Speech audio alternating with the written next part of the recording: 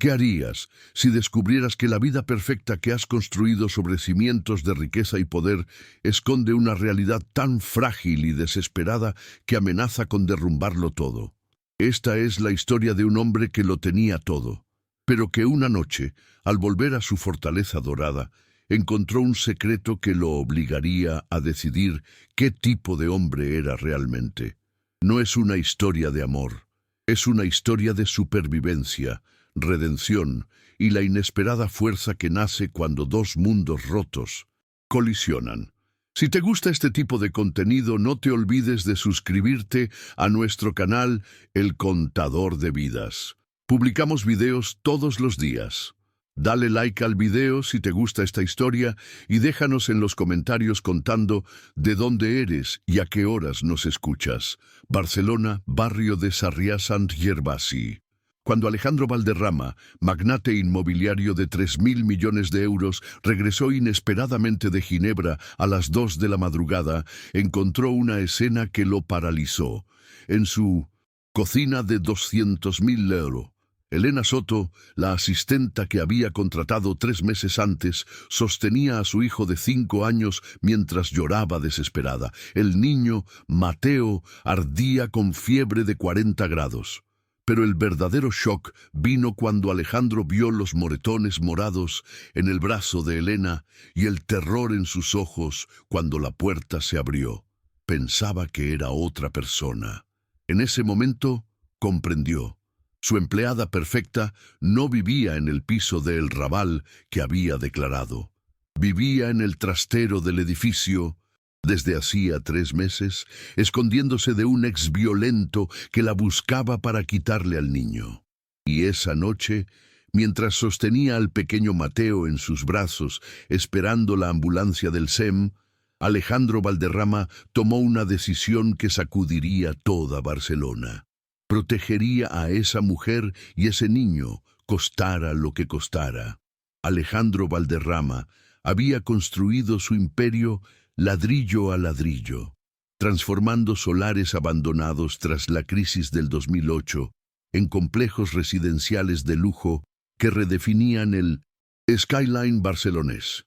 A sus 42 años, poseía todo lo que el dinero podía comprar: un ático de 3.000 metres en el Passeig de Gràcia, una colección de deportivos, incluyendo un Ferrari SF90 Stradale y un Porsche 911 GT3, en su garaje privado, un jet que lo llevaba entre Barcelona y sus proyectos en la Costa Brava.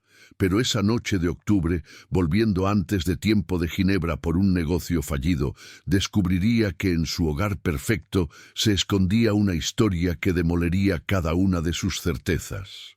El vuelo había aterrizado en el Prat a la 1 de la madrugada. Alejandro decidió no avisar al servicio. Solo quería dormir en su cama después de 3 días de negociaciones agotadoras con inversores suizos. El ático estaba sumido en silencio cuando introdujo el código del ascensor privado, pero apenas cruzó el umbral, escuchó ruidos provenientes de la cocina, ruidos que no deberían estar ahí a esa hora. Se acercó sigilosamente, imaginando un ladrón, listo para llamar a seguridad. Pero lo que vio a través de la puerta entreabierta lo heló. Elena Soto, la asistenta que había contratado 3 meses antes a través de una agencia de prestigio en Gracia, estaba sentada en el suelo de mármol de Carrara, con un niño entre sus brazos. El pequeño temblaba violentamente mientras ella le cantaba una nana con voz quebrada por el llanto. Alejandro estaba por entrar cuando notó los detalles que transformaron la confusión en shock. Sobre la encimera había medicinas de bajo coste, una palangana con agua y fría a paños. En el rincón, 2 sacos de dormir de Intersport y ropa doblada con cuidado, juguetes escondidos detrás del Maikuk. Su asistenta impecable, siempre puntual, con su uniforme planchado, vivía en su cocina. Cuando abrió la puerta, Elena levantó la cabeza de golpe y el terror que Alejandro vio en sus ojos lo golpeó como un puñetazo. No era miedo a ser descubierta, era terror puro, el de una presa que espera al depredador. se encogió instintivamente protegiendo al niño con su propio cuerpo. Y fue entonces cuando Alejandro vio los moretones, en el brazo, en el cuello, marcas violáceas y amarillas de manos que habían apretado demasiado fuerte. El niño, Mateo, abrió los ojos velados por la fiebre y miró a Alejandro con esa vulnerabilidad absoluta que solo tienen los niños enfermos. Elena encontró finalmente la voz, pero en lugar de disculpas o explicaciones, dijo solo una cosa que partió el corazón de Alejandro. Por favor, no nos eche esta noche. Mañana nos vamos. Pero esta noche no, está malito. Alejandro se arrodilló lentamente usando el mismo tono que usaba con los caballos asustados en su finca de El Empordà. Tocó la frente del niño, ardía. Sin decir palabra, cogió el móvil y llamó al doctor Morales, su médico personal de la clínica Tecnón, despertándolo sin remordimientos. Luego se sentó en el suelo de mármol frente a Elena y dijo simplemente que nadie se iría a ninguna parte hasta que el niño estuviera bien. Mientras esperaban al médico, Elena se derrumbó. 3 meses de tensión, miedo y secretos explotaron en sollozos que sacudían todo su cuerpo delgado. Alejandro notó lo delgada que estaba bajo el uniforme, siempre impecable, como las manos temblaban por el agotamiento. Y mientras la miraba acunar a su hijo enfermo en el suelo de su cocina de diseño, sintió algo romperse dentro de sí.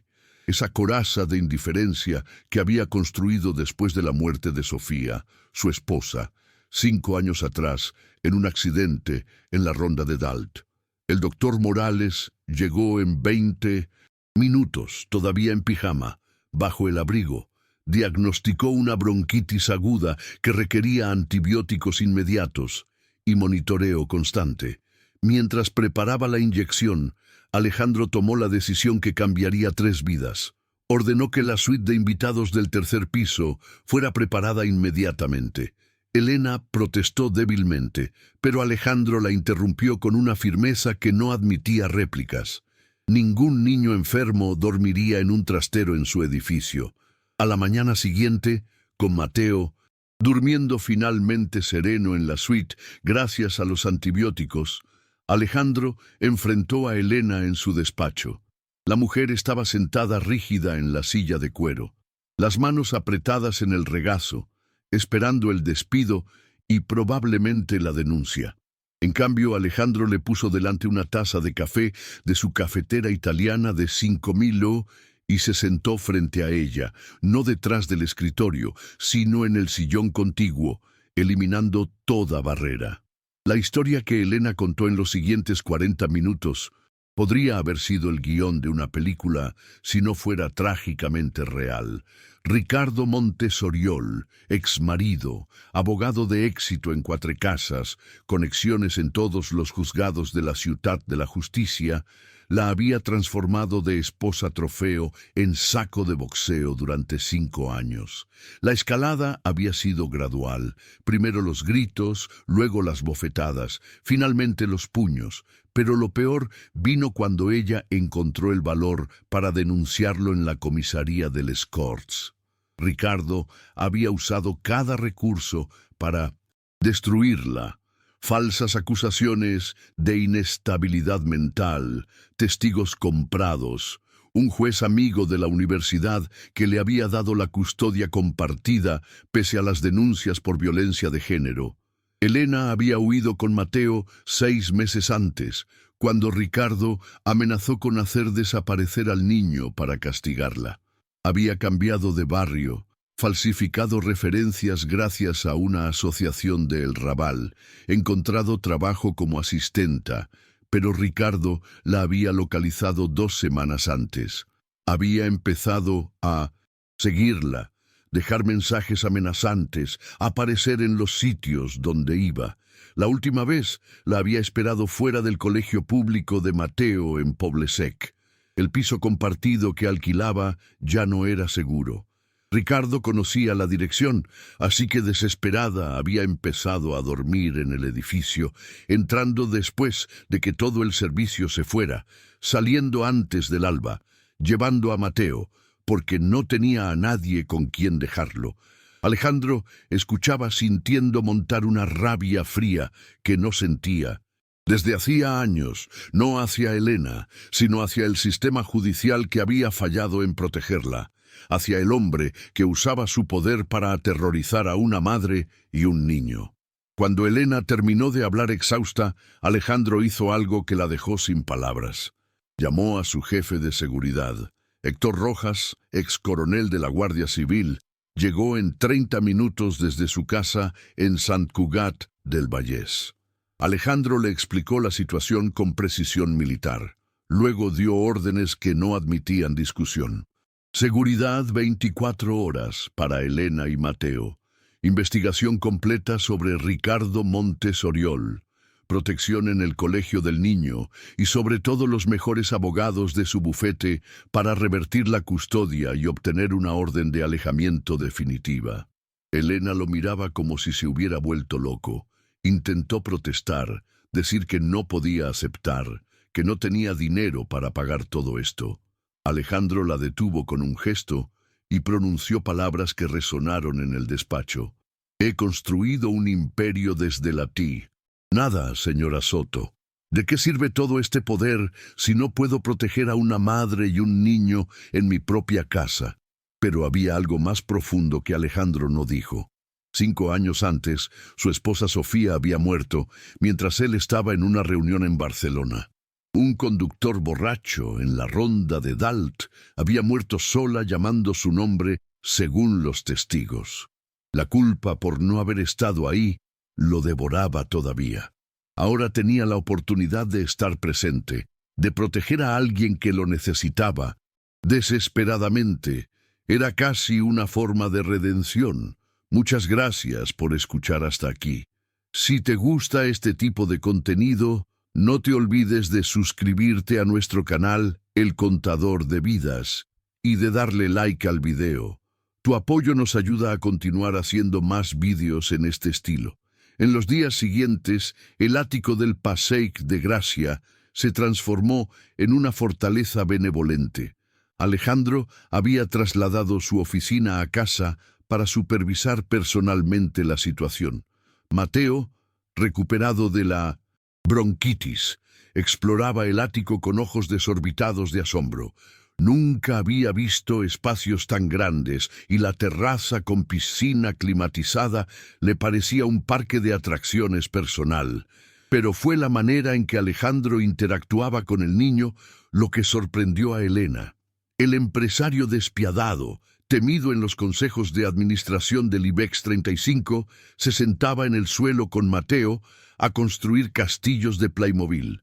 Le enseñaba a nadar en la piscina de la azotea con una paciencia que Elena nunca había visto en ningún hombre, ciertamente no en Ricardo.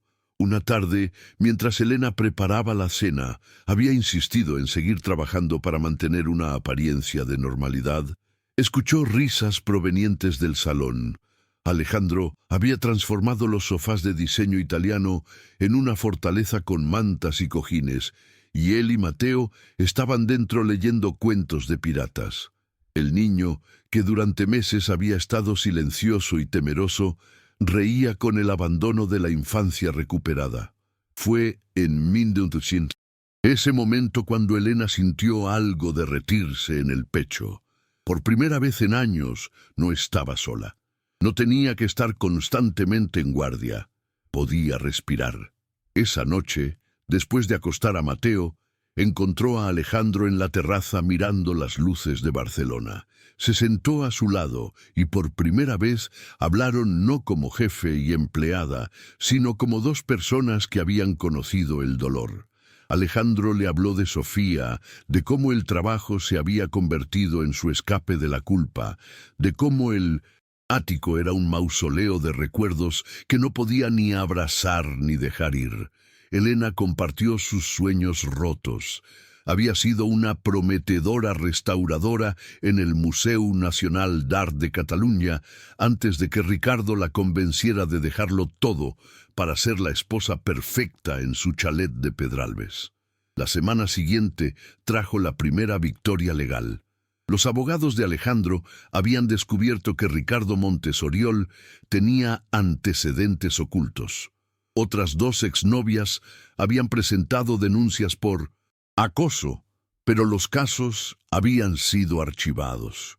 Con estas pruebas obtuvieron una orden de alejamiento inmediata y el inicio de un procedimiento penal. Pero Ricardo no era de los que se rinden fácilmente. Una mañana, mientras Alejandro estaba en videoconferencia con inversores de Singapur, las cámaras de seguridad registraron un intento de intrusión. Ricardo había intentado sobornar al portero para acceder al edificio solo para ser detenido por la seguridad.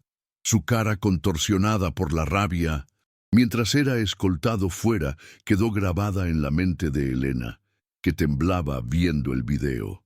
Alejandro reaccionó con fría determinación. Para el anochecer había movilizado recursos que Elena ni siquiera sabía que existían. Detectives privados empezaron a seguir cada movimiento de Ricardo. Un dossier completo de sus fechorías fue entregado al fiscal jefe de Barcelona, antiguo compañero de Alejandro, en el ESADE Business School. Y sobre todo, se inició una demanda civil por daños que arruinaría a Muma Sinduse. Ricardo financieramente.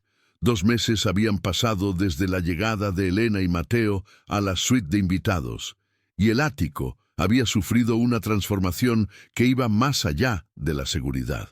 Había vida entre esas paredes que habían estado silenciosas durante 5 años. Los dibujos de Mateo decoraban la nevera Gaggenau. Sus juguetes estaban esparcidos por el salón que no había visto desorden desde que Sofía murió. Y sobre todo, había risas. Alejandro había reducido los viajes de negocios al mínimo indispensable. Por las noches cenaba con Elena y Mateo en lugar de en el casino de Barcelona con clientes. Los fines de semana, en lugar de pasarlos en la oficina de la Torre Gloris, los dedicaba a llevar a Mateo al Parc de la Ciutadella o a Portaventura World. Los empleados de la empresa notaban el cambio. El jefe intratable se había vuelto casi humano, pero el cambio más profundo era en Elena. La mujer aterrorizada que dormía en el trastero había florecido en una presencia luminosa. Había vuelto a pintar, transformando una habitación vacía en estudio. Alejandro había insistido en comprar lienzos y óleos profesionales de Barna Art, fascinado por el talento que Elena había enterrado durante años. Sus cuadros, llenos de color y vida, pese al dolor pasado, empezaban a decorar el ático. Una noche, durante una cena que se había convertido en rutina familiar, Mateo hizo una pregunta que congeló el aire. «Señor Alejandro, ¿usted podría ser mi nuevo papá? Él de verdad es malo». El silencio que siguió estaba cargado de emociones no dichas. Alejandro miró a Elena, que tenía los ojos llenos de lágrimas. Luego se arrodilló ante el niño. Con voz firme, pero gentil, explicó que no podía reemplazar a su padre, pero que siempre estaría ahí para protegerlo y quererlo. Mateo lo pensó un momento. Luego asintió solemnemente y preguntó si al menos podía llamarlo tío Alejandro. El acuerdo se selló con un apretón de manos que hizo reír y llorar a Elena simultáneamente. Esa noche, después de que Mateo estuviera en la cama, Elena encontró a Alejandro en su despacho. Sin decir palabra, lo abrazó. No era un abrazo de gratitud, sino algo más profundo. Cuando se separaron, ambos sabían que algo había cambiado irrevocablemente. Muchas gracias por escuchar hasta aquí. Si te gusta este tipo de contenido, no te olvides de suscribirte a nuestro canal El Contador de Vidas y de darle like al video. Tu apoyo nos ayuda a continuar haciendo más vídeos en este estilo. Pero antes de que pudieran explorar ese momento, el teléfono de Alejandro sonó. Era Héctor, el jefe de seguridad. Ricardo Montes Oriol había sido arrestado en su intento de sortear la orden de alejamiento. Había contratado a 2 delincuentes para secuestrar a Mateo, pero los detectives que lo seguían habían grabado todo. Con las pruebas de intento de secuestro, Ricardo enfrentaría años en Brians 2. El juicio contra Ricardo Montes Oriol se convirtió en un caso mediático que sacudió Barcelona. Alejandro había asegurado que cada detalle de la violencia y persecución sufrida por Elena saliera a la luz. Los mejores penalistas de España representaban a la acusación, mientras Ricardo, con sus bienes embargados, tuvo que conformarse con un abogado de oficio. Durante el juicio, en la audiencia de Barcelona, Elena tuvo que testificar. Contar años de abusos ante una sala abarrotada fue desgarrador, pero cada vez que vacilaba encontraba los ojos de Alejandro en primera fila, roca inquebrantable de apoyo. Mateo fue eximido del testimonio directo, pero sus dibujos, casas sin puertas, figuras negras que se cernían sobre figuras pequeñas, hablaron por él. La sentencia llegó después de 3 semanas, 15 años por intento de secuestro, violencia de género agravada, acoso y una serie de otros delitos que habían surgido durante la investigación. Ricardo Montes Oriol, el abogado estrella de Cuatrecasas, fue esposado mientras gritaba amenazas vacías. Pero la verdadera victoria vino después. La jueza de familia, a la luz de las pruebas, retiró completamente la patria potestad a Ricardo. Mateo estaba finalmente completamente a salvo. Esa noche, en el ático, hubo una celebración silenciosa, pero profunda. No cava ni fiesta, sino una cena tranquila, donde por primera vez en años, Elena no miraba constantemente por encima del hombro. Después de cenar, mientras Mateo jugaba en el salón, Alejandro reunió valor para decir lo que sentía desde hacía semanas. Pero Elena lo detuvo con un dedo en los labios. No estaba lista todavía para lo que veía en sus ojos. El trauma estaba demasiado fresco, la libertad demasiado nueva. Necesitaba tiempo para recordar quién era sin el miedo. Alejandro entendió y respetó su necesidad de espacio, pero hizo una propuesta diferente. Quería que Elena retomara su carrera de restauradora. Tenía contactos en la Fundación Joan Miró, en el MACBA. Podía abrirle puertas que el talento solo no bastaba para cruzar. No como caridad, sino como inversión en una artista extraordinaria que el mundo casi había perdido. Elena aceptó con la condición de seguir viviendo en el ático hasta ser verdaderamente independiente. No sabía que Alejandro ya había decidido que esa casa nunca volvería a ser la misma sin ella y Mateo, pero esperaría. Había esperado 5 años en soledad. Podía esperar lo que fuera necesario por ella. Un año después de aquella noche fatídica, cuando Alejandro encontró a Elena en su cocina, el ático de Passeig de Gràcia albergaba una exposición que haría hablar a toda Barcelona. Elena Soto, la artista resurgida de las cenizas, exponía 50 obras que contaban un viaje de la oscuridad a la luz. Los críticos de La Vanguardia y El Periódico hablaban de potencia emocional extraordinaria y técnica que rivaliza con los maestros del MNAC. Pero para Alejandro, de pie en la sombra, mientras Elena brillaba bajo los focos, la verdadera obra maestra era ella. La mujer aterrorizada se había transformado en una fuerza de la naturaleza. No solo había retomado su arte, sino que había fundado una asociación para ayudar a otras mujeres que huían de la violencia usando parte de las ganancias de sus obras. Mateo, ahora de 6 años, corría entre los invitados con un pequeño traje de Sarah Kids, orgulloso de su madre. Cuando alguien le preguntaba quién era el hombre alto que lo llevaba de la mano, respondía simplemente: «Es mi tío Alejandro. Salvó a mi mamá y a mí». La simplicidad de esa verdad conmovía más que cualquier discurso. Durante la velada, La alcaldesa de Barcelona anunció que una de las obras de Elena sería adquirida por el MACBA. Era el reconocimiento definitivo, la consagración de una artista que había estado a punto de ser borrada.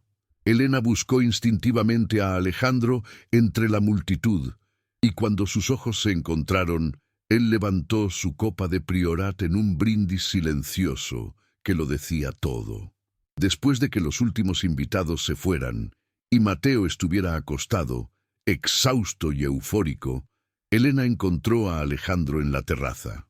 La luna llena iluminaba la piscina donde había enseñado a Mateo a nadar, el jardín vertical donde habían pasado tardes hablando de arte y vida, el rincón donde ella había llorado su libertad recuperada. Esta vez fue ella quien habló primero. Un año de terapia, de reconstrucción, de redescubrimiento de sí misma, la había llevado a una certeza. Alejandro no había sido solo su salvador. Era el hombre que había visto más allá de la víctima, que había creído en la artista, en la madre, en la mujer.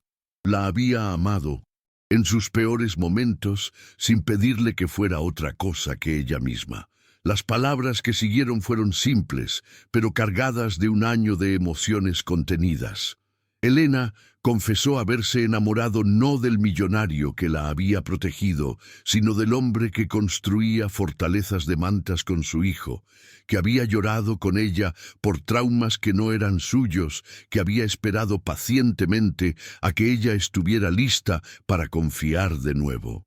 Alejandro respondió contando su verdad, cómo esa noche en 1900 la cocina había roto 5 años de sueño emocional, como Mateo había llenado un vacío que no sabía cómo llenar, como Elena había devuelto el color a una vida que había sido solo tonos de gris. No la había salvado para conquistarla, la había salvado porque era lo correcto y el amor había llegado como consecuencia inevitable. El beso que siguió sabía a espera, a sanación, a promesas finalmente posibles. No era el beso de un cuento de hadas, era el beso de 2 personas que habían atravesado el infierno y habían encontrado el paraíso en el otro. 6 meses después, el ático albergó una boda íntima pero perfecta. Mateo llevó los anillos, orgulloso de su papel. Los empleados de Alejandro, que habían visto la transformación de su jefe, aplaudieron con lágrimas en los ojos. Elena llevaba un vestido sencillo, pero elegante de Balenciaga, rechazando el exceso que le recordaba la vida falsa con Ricardo. Durante la recepción en la terraza, Alejandro hizo un anuncio que sorprendió a todos. Había creado la Fundación Sofía Elena, dedicada a proporcionar alojamiento seguro y apoyo legal gratuito a mujeres y niños que huyen de la violencia doméstica. El primer centro se inauguraría en el Raval, llevando esperanza donde más se necesitaba. Pero el momento más emotivo llegó cuando el juez presente en la ceremonia completó el último procedimiento, la adopción oficial de Mateo por parte de Alejandro. El niño, ahora legalmente Mateo Valderrama Soto, corrió a los brazos de su nuevo padre. Si te gustó la historia que presentamos, no te olvides de dejar el like, comentar y suscribirte al canal. Publicamos historias emocionantes todos los días.